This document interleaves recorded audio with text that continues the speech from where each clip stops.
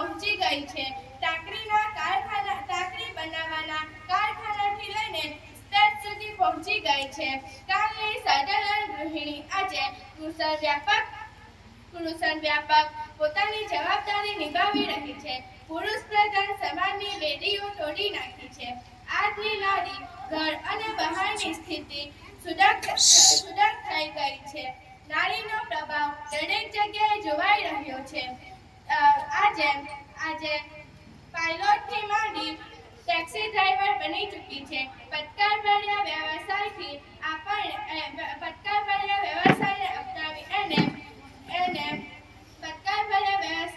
અપનાવી એને ઉત્તમ ઉદાહરણ પૂરું પાડ્યું છે. નારી અબળા છે એ માન્યતા હવે તૂટી ચૂકી છે. આજે